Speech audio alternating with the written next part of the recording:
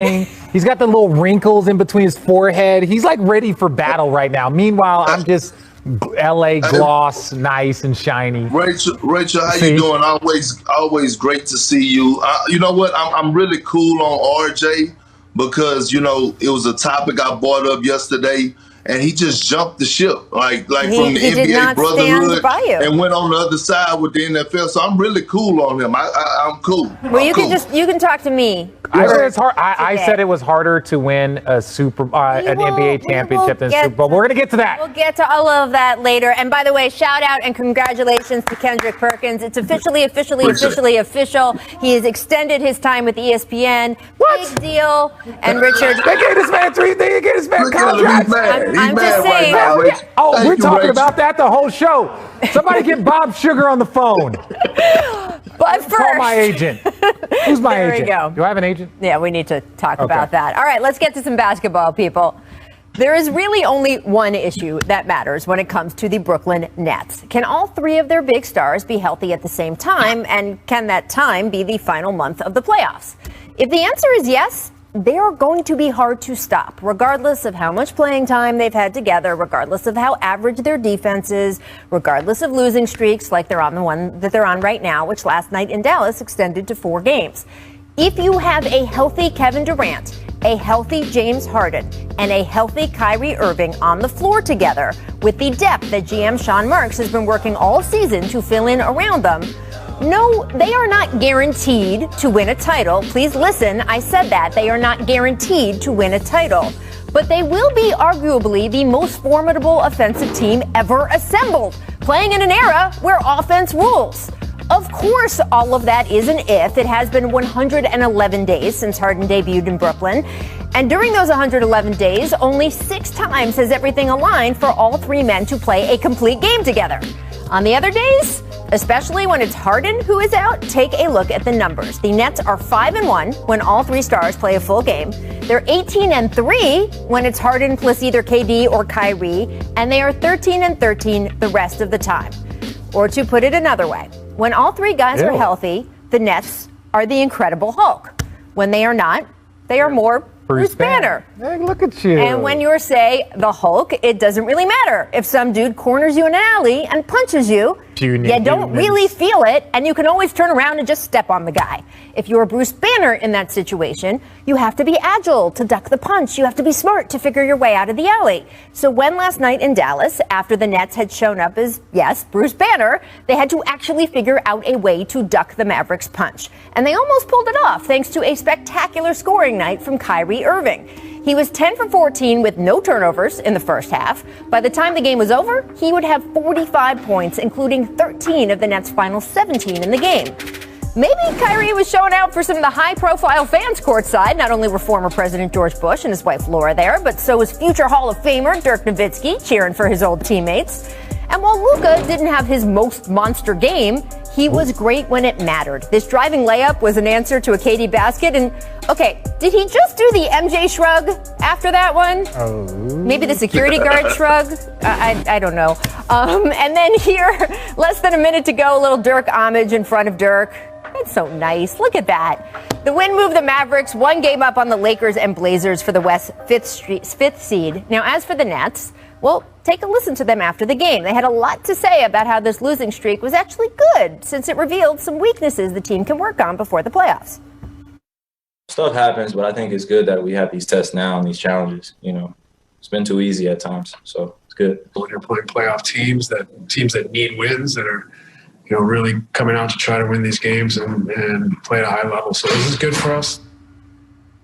I mean, sure, it is good to know what you have to work on for the games when you are Bruce Banner. If there are stretches of the playoffs when the Nets are down a superstar, they will need to be more agile, play smarter. But there's also as good a chance that the Nets will romp through the playoffs like the Hulk. And if that happens, it is hard to see any of that other stuff mattering that much at all. So, Richard, where are you on this? I am not concerned about the 4-game losing streak because I think that if the guys are healthy in the playoffs, this kind of stuff isn't going to be a factor. Well, I think it also goes to improves how important having all three of these stars are going to be, because what you've noticed in these 4 games is you've seen a bit of a drop off with kind of the other guys, whether it's, Blake Griffin or Bruce Brown or Landry Shamet, Joe Harris. These guys have dropped off a little bit. And a lot of that has to do because, one, they were the ones that were kind of holding down the fort when all of the superstars were kind of rotating.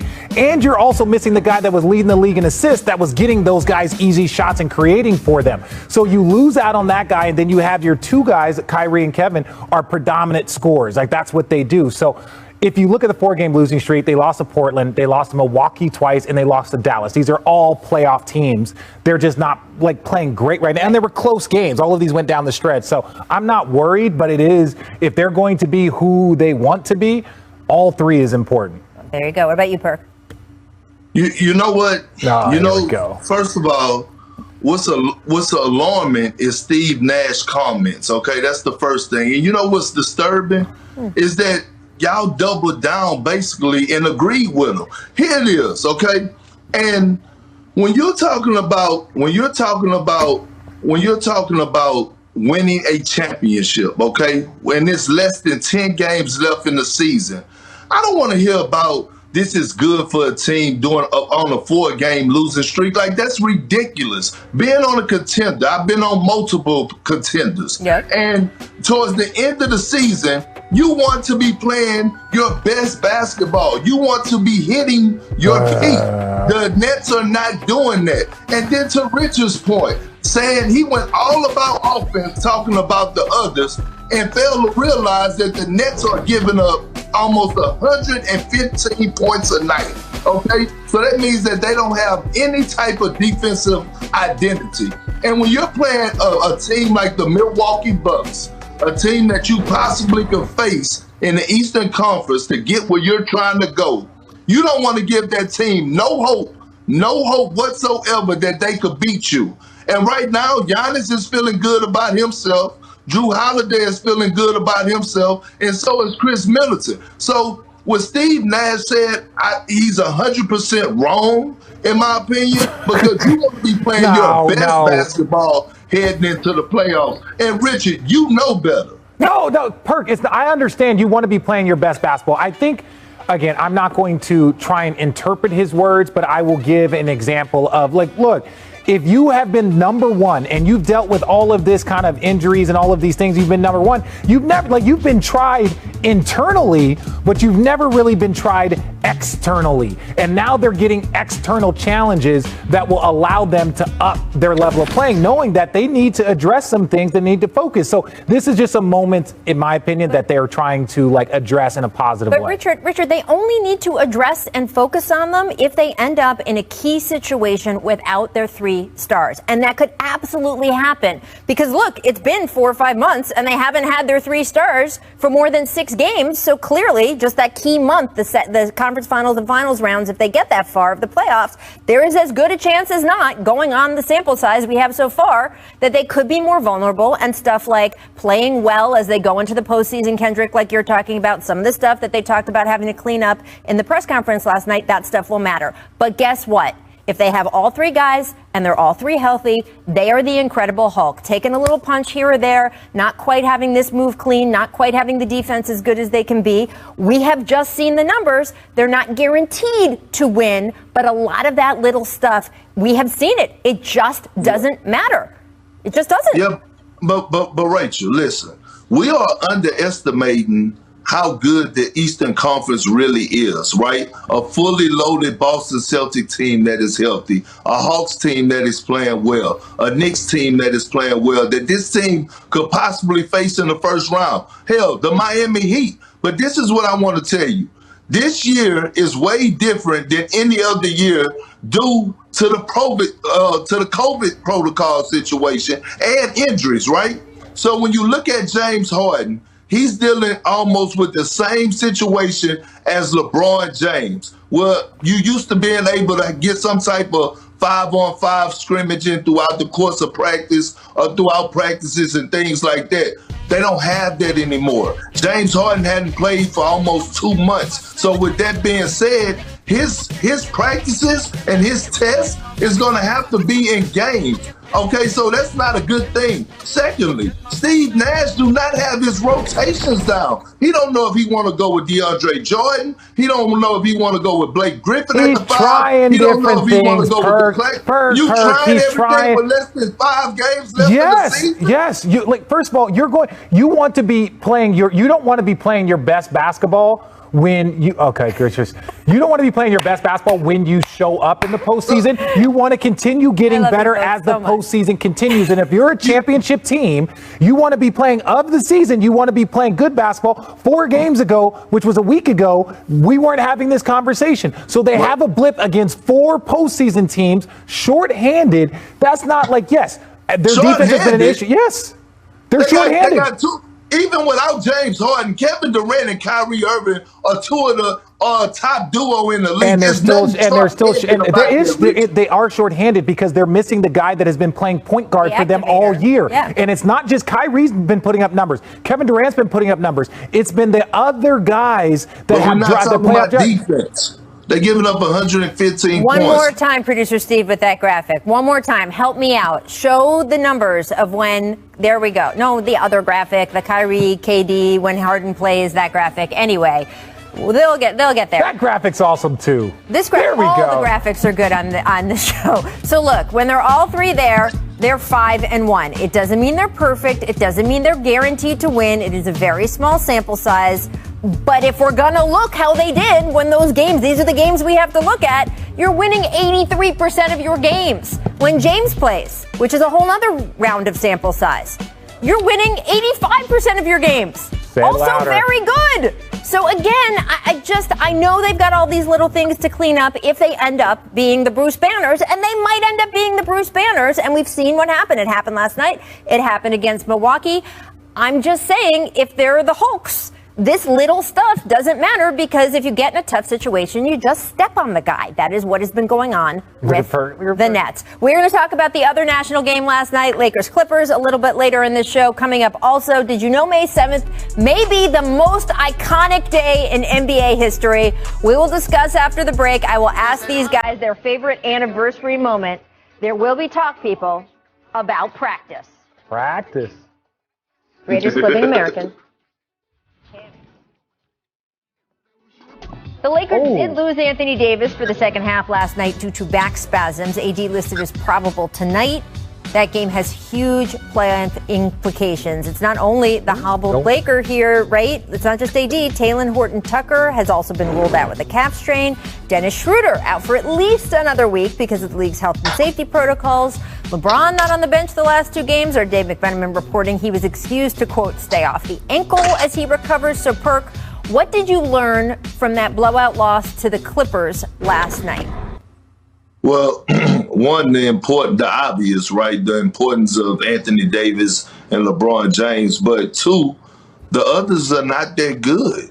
And I know that this team was built around LeBron James and Anthony Davis, but Andre Drummond went on a worldwide tour once he got bought out, went visiting and taking phone calls and doing all that. And I expected more out of him. I'm expecting more out of him, and he's not lived up to it. I'm expecting to see Andre Drummond go out there and be that guy to go out there and get you 15 and 15 a night along with 3 blocks, and he's not doing that. I would expect Kyle Kuzma. This is your opportunity to elevate your game right now and show the world that, hey, I am a guy that you could mention when you start mentioning these young guys around the league without LeBron James being there. So when I look at this Laker roster, I'm looking at Markieff Morris, and I'm looking at Caldwell Pope, and I'm looking at these guys, and I'm like, I understand y'all don't have y'all top dogs, but you at least got to show some type of fight. You at least got to show something that you belong.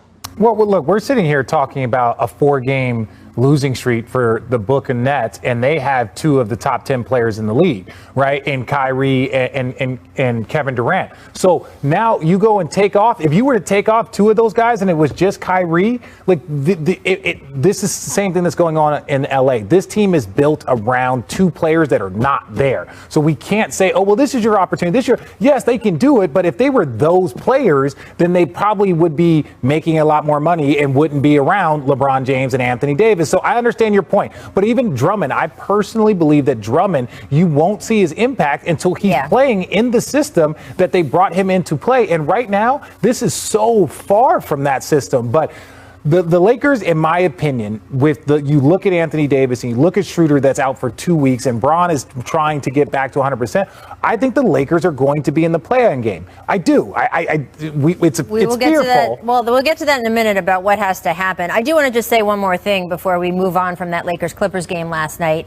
I learned from that game that the Clippers are again rounding into form. They've had some great stretches this year. They have been some injury issues. Kawhi, though, has been back and playing consistently. We got Patrick Beverley back finally. And they just looked like just such a functioning, high-level team that this is a team that we know went in with huge expectations in the postseason last year. A lot of people picked them as a championship pick. That obviously did not happen the way they wanted it to. Expectations much lower this year, but I don't know. They might be a better team going into this postseason, even though most people aren't looking at them than they were last year. And I am excited watching that game. I know it is against a Lakers team that is totally beat up and missing its guys, but I saw a functioning Clippers team that looked smooth, not just from an X's and O's standpoint, but just the way they were relating to each other. And Rondo was running the offense. I really liked the way they were playing last night, Perk. So. Rachel, can I say something? Because you brought up a great point. And the one standing player that stood out to me for the Clippers was Boogie Cousins. And not just last night, he had a positive impact even in the last game that they lost. Like, he's coming in because we don't know. The world don't know if Serge Ibaka is coming back this season at all. They don't know this. And so to pick up a Boogie Cousins on a 10-day, then re-sign them to another 10-day, and then re-sign them for the rest of the season, along with Rondo. Rondo has this thing, and we all know, he puts that key in your back and give you the ultimate confidence, because I like him out there on the floor with Cousins and Luke Kennard. Like, I looked at that and I was like, that was a bright spot. We all know Kawhi is going to be Kawhi later on. He's coming off an injury. But when you look at the history, a lot of like teams that are put together, they win championships in their second year. Mm-hmm. Bron did it with the Lakers, Miami. When you look at Kobe and Pau Gasol, they won a championship in their second year. Sorry to bring that up, Perk. But I'm just saying, when you look at groups, their second year is typically their better year. And that is over the course of probably the last 20 years. You can look at multiple examples of that. So now we look at this Clipper team and you're like, okay, we need to round out our roster. We saw our deficiencies last year. We're playing with a chip on our shoulder. We add Rondo. We bring in Boogie Cousins for some toughness and some depth at the big. So I think they are a lot more dangerous and a lot bigger contenders than other people might be given. And I was speaking fast. I said functioning. I mean high functioning. I mean, I think I was very impressed with the Clippers last night. All right, let's move on to tonight, though, because getting to what Richard was just talking about, the winner between the Blazers and Lakers will clinch the head-to-head tiebreaker. That is important. The Lakers would have a 73% chance to finish the season down in the play-in tournament zone if they lose this tiebreaker. Just a 9% chance to fall into the play-in tournament if they win. This is all according to BPI. Remember, teams like the Lakers want to stay in the top 6 and avoid the play-in. The 7th and 8th seeds, they only have 2 chances to win and earn that spot in the playoffs. So, Richard, what are your expectations for the Lakers tonight, given everything you know surrounding these defending champs? I'll tell you what, when the facts change, my opinions will change. Right now, the Lakers aren't playing great basketball. Portland has been playing better. They had a really tough stretch there a couple of weeks ago. So I think the Trailblazers win this game. Historically, it's a tough place to play up there, and they're playing for a lot. Lakers shorthanded. I think the Lakers are going to be in the play-in. I see the Portland Trailblazers putting the Lakers over their lap and giving them a straight spank tonight. And I think they're going to win by double figures because, look, they just don't have the personnel to match up with Portland has right now. And let's talk about Melo, right? I know that Jordan Clarkson might be the sixth man of the year, but Melo right now has been making a strong case to put him in that conversation. But this backcourt of C.J. McCollum and Damian Lillard that just both came off a 30 points a piece in their last outing. I just don't see Portland losing this game, and I see them winning in great fashion. Well, thank you for that visual image there, Perk. I'm going to be thinking about that during the break. Up next, we're going to talk Joel Embiid. He dropped 34 and 12 in just 25 minutes. Just kidding. But he did dunk on one. Never seen it. You down with KCP, Richard? Oh, yeah. Hey, that's a big know time. me. That's a big time. Don't do that. That's a big time dunk right there. Zubac, that's a big boy right there. That is. I didn't even know KCP had it in him. I mean, KCP, man, look, don't let nobody mess with you, KCP, man. You're a champion.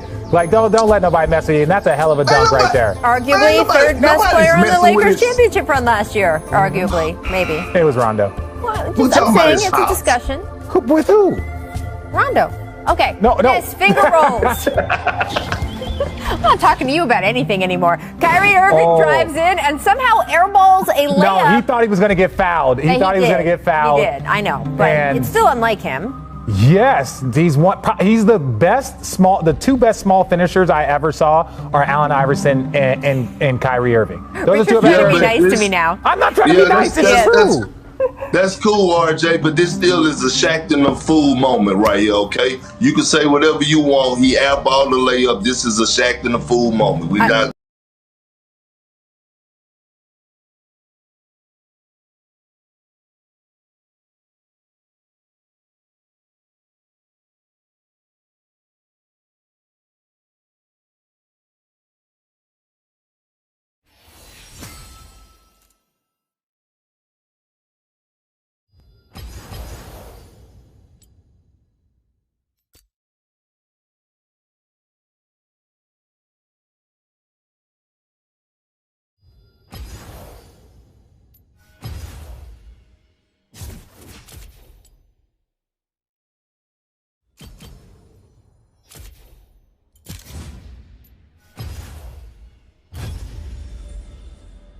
But LaMelo Ball is the MVP. The impact on rookie winning. of the year, excuse me. The impact on Rookie winning of the year, my bad. As a rookie, so unusual. All right, missed, two hands.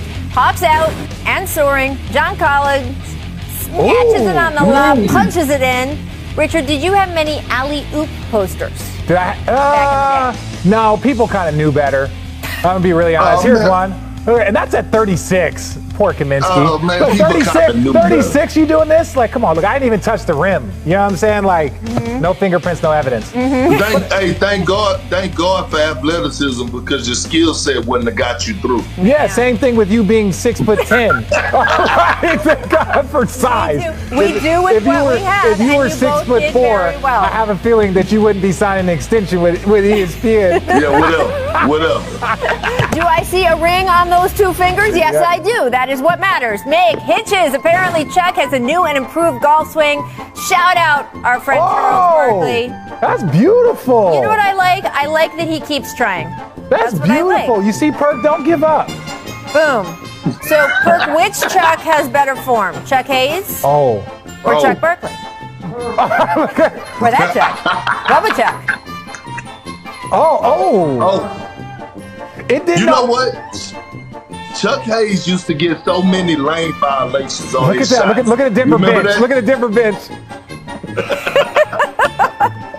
Oh, poor Chuck. Look, that's beautiful. I was gonna say. That's a mental thing. You get it, Perk. Barkley's getting it done. There we go. Let's run it back. Maybe the most iconic day in NBA history. A lot has happened on May 7th, people. Take a look here. Nick, help me out. 89, Jordan over Elo. The moment, the shot. That was their first mistake. The frame of that is just incredible. What's the next? 95, Reggie Miller. No. This is 94. Sorry, we were a little behind here. 8 seed. 8-seeded Nuggets topping the Sonics, 1994. This one hurt. I love Sean Kemp and that Seattle team. Gary Payton, They were so good. Let's get to the Reggie Miller highlight, ripping the hearts out of New York. 8 points in 9 seconds. Woo. Do it again. God, just look. Producer Steve's in our ear. I'm not allowed to say that was an offensive. I'm not allowed to say anything. Man up. I'm not allowed to say anything about the Knicks, but man, they've had some moments. Oh man, come on. That Reggie spike is iconic. 2002, Allen Iverson, our greatest living American. He has a different idea about practice than you do. Take a listen. When you just talk about practice, we sitting here, I'm supposed to be the franchise player, and we're in here talking about practice. I mean, listen, we talking about practice. Not a game. We talking about practice. Not a game, not the game. We talking about practice, man. I mean, how silly is that, man? We're talking about practice. But we talking about practice, man. What are we talking about? Practice? We're talking about practice, man. We're talking about practice. We're talking about practice. We ain't talking about the game. We're talking about practice, man. Great now. Allen Iverson would be great now because they don't practice. They don't ever practice. And those were Larry Brown practices in the early 2000s, everybody. So that was like 2 hours a day, an hour and a half of film session. Those were hours. Kirk, what was your favorite from those moments, those May 7th moments? It was Allen Iverson because he changed the game. You know why? Not only did he make it cool to wear baggy white tees, do rags with the fitted cap, but guess what? He changed the game for his practices in all sports. Since this interview, practicing then went down the roof, especially for superstars, and rightfully so. He made a great point right here. You want it now or you want it in the game? I'm playing 40-plus minutes. Tell people to stop calling you, Perk. Get practice. Put your phone on airplane mode. I have said on the show, I have gone in depth and explained all the different factors going on that day for that press conference, how they got to that point, what happened afterward. I'm not going to do that today. I'm just going to say that press conference was a work of art. It belongs in the Louvre. And that's the best moment from this date, Richard. Yeah. There you go. If you have something else to say. I don't have anything to say other than, one, put your phone on airplane mode. And two, Perk, I just want to say that the best one that I saw was Reggie Miller because I was watching that as a kid. That was back in the day where there was the NBC triple headers all day long basketball. And I would just sit there and just be like. By the way, 26 years ago today, also, Michael Jordan debuted the Concorde. So clearly the best day, May 7th in NBA history. Coming up, Luka Doncic got awfully close to another technical last night. That would have meant a one-game suspension. Can he avoid picking? Howard tied for the most technical fouls with 15, and if you get one more, you get suspended a game. How you over your last 6? How are you going to remain Luka and play to a high level, but also not let your emotions get out of control? Yeah, for sure. You know, this season has been long. You know, with official, I wasn't myself this season. You know, I've complaining way too much, and I got to work on that. You know, and I just got to stay calm and just not talk to them. I got to learn from that. Welcome back to The Jump. You just heard Luka Doncic. I'm here with Richard Jefferson, and apparently you pulled some strings in the control room and got Perk kicked off the show for a minute. Honestly, thank God. Like, he just got a new deal, and I'm so happy for him. But like, the best part about it is hopefully he can afford some new internet. Like, that's really what's most important. We'll be back. I do want to get to Luka. But why? Luka's just one technical foul shy of a suspension. Yep. Richard, he has said, "Don't worry, I won't get one." But then he came close last night. Do you trust him to avoid it's 6 games this season? Now, look, referees know. Referees are aware. Yeah. They know these things. And so if he's making an effort not to do something, the referees will be in understanding because they can see a behavior change. So they will also like try and like respectfully. But he's back.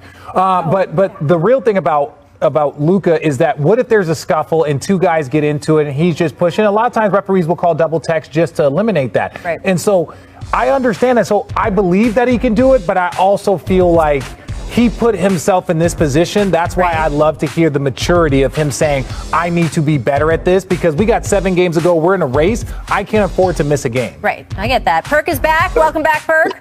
Welcome back, Rachel. I mean, look, RJ is just giving out bad advice, telling me to put my phone on airplane mode when I should have just left it alone. All of a sudden, my phone just went out. Like, just stop, man. It's not your day. But look, I trust Luka, okay? I do trust Luka as a guy that led the league in technical fouls a year and came in second in another year and third in another year. He is going to be able to control himself because guess what?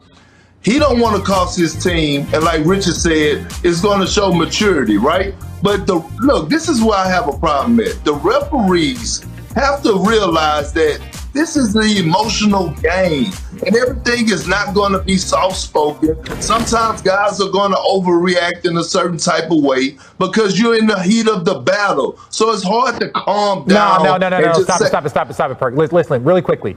You just said, right, now we've seen it with Draymond, we've seen it with Rasheed Wallace, we've seen it with Dwight Howard. You've talked about it yourself. There is a level of consistency here. You talk about, oh, this is an emotional game. Then why is it that you were top three different years? Because it's an emotional game for you. I understand that, but then you have to control your emotions. What about the other 400 players?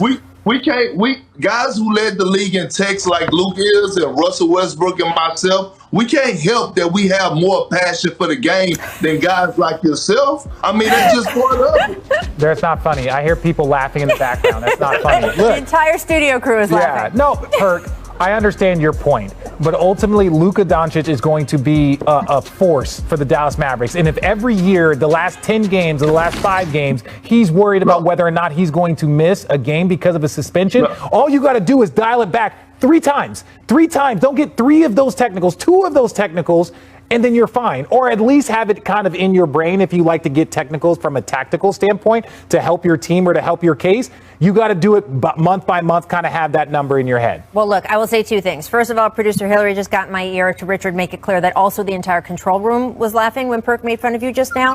Second thing happened there is that they do reset for the playoffs. So when we get to the playoffs, you get a clean slate, and then it's after the 7th technical that you start getting that every other game. And that is, of course, as we all remember, Richard, you were on the court for it, the 2016 finals. Draymond Green talking about. Pulled from one game because of that last technical. All right, I want to move on. Let's take a look. You should remember that fondly because it led to your championship ring. Honestly. Today's top shot of the week brought to you by Walgreens. Let's take a look. 2 seconds left last night. Fred VanVleet sinking a clutch 3 to force overtime. We've seen Fred hit many clutch shots in the recent past, dating back to that, of course, championship run. However, in overtime, the Wizards then pulling off the win. They are 12-3 in their last 15 games, very firmly now in that play-in tournament picture. So, Perk, how dangerous are the Wizards? If they make the playoffs, they would still have to win 2 of those play-in games just to get in and face the top seed in the East. Well, Richard, they are very dangerous, and we're talking about one of the hottest teams in the NBA. Winning 12 out of their last 15? Russell Westbrook is on a tear right now. He is ferocious. When you think of Russell Westbrook and his approach to the game of basketball, I think of Mike Tyson and his approach to boxing. People do not want to see this man coming. And then you have Bradley Beal, the second leading scorer, a walking bucket. And they're playing with a sense of urgency. They're playing with energy. And the kid, I'm bad with names, but the kid Gafford, right, that they acquired from the Chicago Bulls. Gafford, that they acquired from the Chicago Bulls, has been a perfect fit. Has been a perfect fit, okay? Because he's a lob threat. He's an offensive rebounder. He plays with a certain type of tenacity. Rui Hachimura is playing well. Nobody wants to see this dynamic duo come in the first round. You just don't. They have nothing to lose if they get in the playoff. They have nothing to lose in everything in the game. So they will lose. No. I think they will make it, but understand if they get in, they're going to be the 8th seed. If they get it, like if it were to start today, they would be the 8th seed. That would put them against the 76ers. Now, while I truly respect Russell, I think he's one of the all-time greats. Not of this era. I do believe like his talent is an all-time great. That's why he's about to pass Oscar Robertson and is going to add another 30 to his assist total or to his triple-double total before. But ultimately, we've seen those triple-doubles not translate into the postseason. Right? We've seen it not translate for multiple years on multiple teams. And I'm not saying that he's not going to go out and get triple doubles, but I just think once you're able to key in on Russ in a 7-game series. Triple doubles that aren't translating, it's just you get defended differently. Yeah, that's what I'm saying. You can lure him into taking more bad shots. But yeah, I'm saying his dominance from that area of multiple stats. That's so false. It's not false. Okay, first of all, You look at in OKC after Kevin Durant left. You look at his time in Houston. Look at it. Richard, listen, let me tell you something. One thing about me is that League Pass is all over my house. And I'm going to tell you something. When he left, when KD left OKC, I'm going to give you two scenarios. Game 6, they are down 3-2 to the Utah Jazz. They need to force a Game 7 to come home. Russell Westbrook goes into Utah and give them a 40-piece spicy. Paul George goes 2 for 16. Okay, take it another year. The Russell Westbrook against James Harden, the Rockets in Oklahoma City. Russell Westbrook is on the road. He's about to force a Game 6 going back to Oklahoma, a chance to tie the series up. He is tearing the Rockets up in the third quarter. Billy Donovan subs him out. Russell Westbrook says, hey, no, I'm good. Billy Donovan subs him out the start of the fourth. All of a sudden, the Rockets go on the run. He comes back in the game, they're down 8, and it went downhill from there. So don't give me that Russell Westbrook slander about it. That's not slander. I'm not. First of all, don't you dare start twisting. I am not slandering him. I think he is set. I started with the all-time greats. I just don't think that this team, this iteration, if they're at the 8th seed, that they will be able to really challenge Philly or Milwaukee or the Brooklyn Nets. Let's be respectful. I want to hear Rachel. I was just going to say this. I would be excited to see a series in the first round with Joel Embiid, Ben Simmons, Tobias Harris, Russell Westbrook, and Bradley Beal on the court together. Love it. So even though I agree with Richard that the Sixers would be favored, I think it would be a really fun series. Great series. I grew up in that area. It's, 2 hours back and forth. You could drive back and forth. It'd be great. So it'd be fun. I can't wait to see how it turns out. The whole play-in tournament is on the East is going to actually be pretty cool.